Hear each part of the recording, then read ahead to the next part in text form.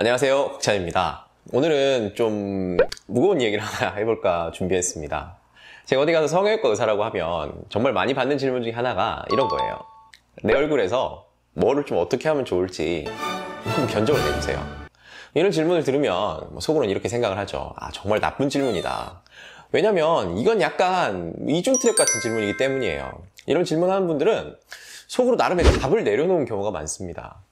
내가 나름대로 분석해봤더니 나는 뭐 여기 이렇게 하면 좋을 것 같은데 네 의견은 어떠니? 뭐 이런 얘기를 듣고 싶다거나 아니면 내가 뭐 여기 이렇게 고치면 뭐 박민영 같은 얼굴이 될 것 같다. 이 사람 뭐라고 하는지 드러나 보자. 약간 네 죄를 네가 알렸다. 뭐 이런 느낌이에요. 만약에 제가 그 사람이 원하는 답을 해주면 아 그렇죠. 안 그래도 저도 그렇게 생각했어요. 이런 답이 돌아오고 만약에 다른 이야기를 하면 그래요. 근데 이건 어때요? 뭐 이런 답이 돌아오기도 합니다. 근데 이런 본인의 생각이 대부분 현실과 괴리가 있다는 데서 좀 슬픈 일이 일어나곤 합니다. 지난주에 제가 눈 수술하셨던 환자가 면담을 할 때 본인 눈을 인아웃 라인으로 만들어 달라 이렇게 하셨어요. 근데 이분은 눈 앞주름이 너무 두꺼워서 앞트임까지 해도 인라인이 안 나오는 거예요. 그럼에도 불구하고 인라인으로 하려면 라인이 너무 낮아져서 송사커플처럼 되고, 그래서 설명을 드렸죠. 환자분은 태생적으로 인라인 쌍꺼풀이 안 되는 눈이다. 이건 원래 안 되는 거니까 차라리 깔끔하게 인정을 하고 아웃라인으로 시원하게 가자. 그래야 다른 부분들이 훨씬 만족도가 높아질 거다. 이렇게 한참 설명을 드렸던 기억이 있네요. 뭐 쉽게 예를 들어봅시다. 제가 만약에 현존하는 모든 성형수술 기법을 다 총동원해서 수술을 한다고 가정을 해보자고요. 제 얼굴로 김수현, 박보검이 나오겠냐고요. 안 나와요. 이번 생에는. 하지만 그렇게 생각하는 분들이 있고 그렇게 바라시는 분들이 있다고 하면 그때는 이제 저로서는 이렇게 얘기할 수밖에 없는 거죠. 다시 태어나세요.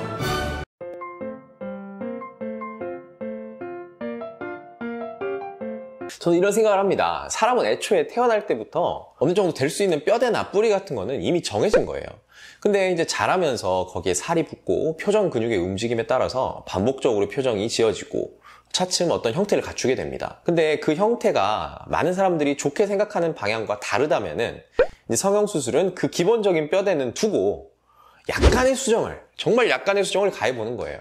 좀 더 바람직한 방향으로 보일 수 있도록 대부분의 사람들이 좋다고 생각하는 방향으로. 그래서 어떤 원로 선생님들은 뭐 이런 말씀도 하신다고 합니다. 뭐 학회 같은 데서 발표하실 때 제가 수술을 해서 예뻐지는 게 아니고 원래 가지고 계신 예쁜 모습을 찾을 수 있게 도와드리는 거다. 내가 겸손하려고 이런 말 하는 게 아니다. 바꿔 말하면 그 환자분이 원래 가진 것보다 더 예쁘게 하는 건 안 돼요. 그러니까 중요한 개념이 빈 도화지에 그림 그리듯이 의사가 만들고 싶은 대로 만드는 게 아니에요. 이미 다 만들어진 그림에 약간 수정해서 교정을 하는 것 뿐이죠. 뭐 사람들의 미적 능력이라는 게 어느 정도 비슷하다고 봤을 때는 뭐 이 병원에서 잡은 라인이랑 저 병원에서 잡은 라인이랑 어쩌면 비슷할 수도 있어요. 아마 거의 비슷할 거라는 게 솔직한 생각입니다.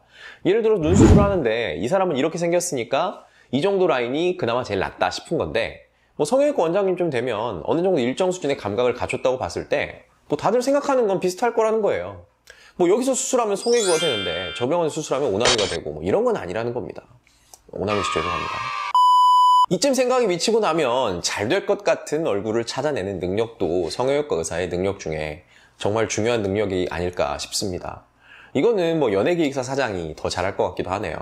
뭐 연예인들 비포 애프터 사진들 보면 정말 너무 사기스럽고 말도 안 된다는 생각이 있잖아요. 근데 실제로 그런 사진들을 광고에 활용하는 병원들도 많다는 것도 사실입니다. 하지만 그런 연예인들 비포 굴욕샷 속에서도 분명히 예쁜 원판이 있었다는 걸 인정을 하셔야 됩니다. 그리고 대부분 그런 대격변은 한두 포인트만으로 이루어지지 않는다는 것도 아셔야 됩니다. 쉽게 말해서 안 되는 건 안 된다는 걸 어느 정도는 인정하자는 거예요. 저는 가끔 그런 광고판 볼 때마다 드는 생각이 아 저렇게 치면 수지 아이유랑 사귀는 게 제일 쉬운 직업은 성형외과 의사다. 뭐 이런 생각이 들거든요. 아니 그냥 막말로 내가 아무 여자나 사귀었다 칩시다. 그런 다음에 내가 뭐 아이유 얼굴로 만들어주면 되는 거 아니야. 그럼 아이유랑 사귀는 거지. 그런 거 아니에요?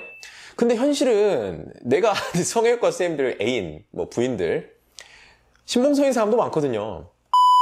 많은 성형외과 선생님들이 자기 애인이나 와이프한테 그렇게 하지 않는다는 것은 하지 않는 게 아니라 못하는 거다. 그걸 성형외과 의사들 스스로 증명하고 있는 거나 마찬가지입니다. 근데 희한한 건 그런 광고판들을 보면 내가 저렇게 될 수 있다고 생각을 하는 경향 또는 그렇게 믿게끔 광고를 하고 있잖아요. 뭐 같은 광고인데 이게 화장품 광고가 되면 화장품 광고에 송혜교가 나온다고 해서 내가 저 화장품 쓰면 송혜교 안 된다는 거 대부분 인지를 해요. 근데 수술이라고 하면 뭐 저렇게 될 수 있지 않을까 이런 생각들이 더 강한가 봐요. 물론 뭐 화장품에 비하면 성형수술이 훨씬 많은 걸 바꾸긴 하지만은 뭐 비유를 하자면 그렇다는 얘기입니다. 거기다가 연예인들 비포 애프터 사진은 기본적인 체질 개선과 지옥의 다이어트는 기본으로 들어가면서 피부관리, 화장, 패션, 뭐 헤어스타일 그리고 가장 중요한 사진, 화면빨이랑 보정 같은 거 다 들어있는 거예요. 하나의 작품이라고 생각을 해야죠. 근데 그 모든 걸 빼고 성형수술만으로 저렇게 될 수 있다고 생각하는 건 참 안타까운 이야기입니다.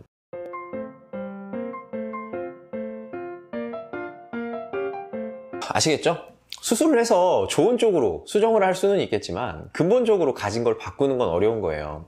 그리고 본인이 가진 거 이상으로 나오는 것도 사실 어려운 겁니다. 그리고 한 가지 더, 수술을 하셨더라도 근본적인 건강한 생각과 즐거운 생활, 운동과 식단 조절을 통한 생활 습관 개선이 꼭 필요합니다. 안 그런 경우도 많지만 많은 경우에 얼굴을 보면 어떤 성격일 것 같은지 예상이 되죠. 뭐 제가 아까 잠깐 언급을 했는데 가지고 태어난 것도 중요하지만 몇십 년 가까이 특정한 표정을 짓고 또 그런 생각을 가지고 살아오다 보면 어떤 표정이 얼굴에 자리를 잡죠.